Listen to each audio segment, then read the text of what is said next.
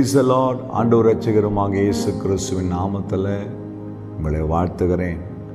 ஏசப்பா ஒவ்வொரு நாளும் உங்கள் கூட பேசுகிறாருல்ல, அவருடைய வார்த்தையை கேட்கும் போது ஒரு சந்தோஷமாக இருக்குல்ல. இன்றைக்கும் அவர் நம்ம கூட பேச போகிறார் ஒரு வார்த்தையின் மூலமாய்.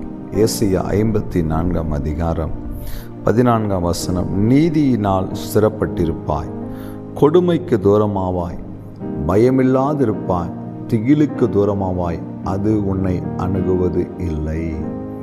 ஆண்டவர் எப்படிப்பட்ட ஒரு வார்த்தையை கொடுக்கிறார் பாருங்களேன். இந்த வேத வசனங்களை வாசிக்கும் போது ஒரு பலன் வரும் நமக்குள்ள. வசனம் சொல்லுது, திகிலுக்கு தூரமாவாய், பயமில்லாதிருப்பாய், அது உன்னை அணுகுவது இல்லை.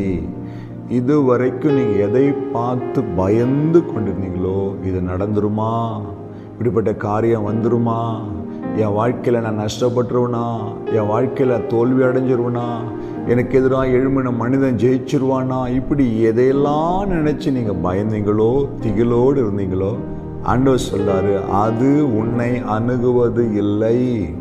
செபிக்கும் போது சாதாரணமாக ஆண்டவரை நோக்கி சும்மா வாய் வார்த்தைகளை, அளப்பு வார்த்தைகளை சொல்லி ஜெபிக்கிறத தயவு செய்து நிறுத்திருங்க. ஜெபிக்கும் போது கர்த்தருடைய வசனங்களை எடுத்து உரிமையோடு ஆண்டவர்கிட்ட கேளுங்க. நான் சொல்லுவேன் அடிக்கடி, இந்த வேத புஸ்தகம் தேவன் எனக்காக எழுதி வைத்திருக்கிற ஒரு உயில் சாசனம். இதில் இருக்கிற ஒவ்வொரு வார்த்தைகளும் எனக்கு சொந்தம். அதை எடுத்து எங்கள் அப்பா கிட்ட, அப்பா நீங்கள் சொன்னீங்களே அதை செய்யுங்க. நான் அப்படி தான் ஜெபிப்பேன். திகிலுக்கு தூரமாவாயின்னு சொன்னீங்களே, நீங்கள் எனக்கு அப்படியே செய்யுங்க.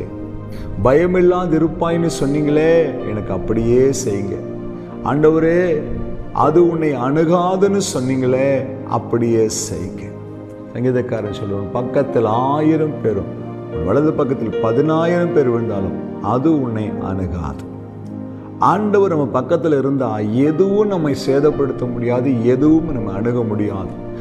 ராத்திரி முழுவதும் பசியோடு இருந்த சிங்கங்களுக்கு நடுவிலே தானியேல் உட்கார்ந்திருந்தார். ஆனால் அந்த சிங்கங்கள் வாய்கள் கட்டப்பட்டது. தானியேலை நெருங்க முடியாதபடிக்கு கர்த்தருடைய பாதுகாப்பு தானியேலை சுற்றி இருந்தது.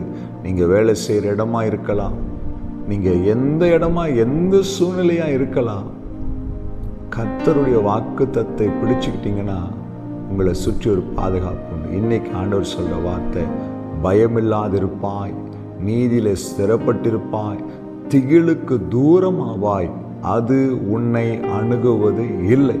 உங்கள் வீட்டை அணுகுவதில்லை, வாதை உன் கூடாரத்தை அணுகுவதில்லை, பொல்லாப்பு உன்னை அணுகுவதில்லை.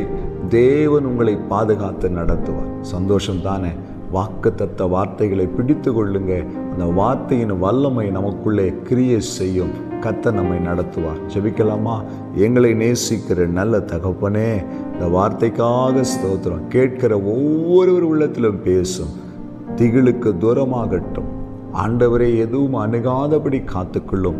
இயேசு கிறிஸ்துவின் நாமத்தில் பிதாவே, ஆமென். அல்லேலூயா. God bless you.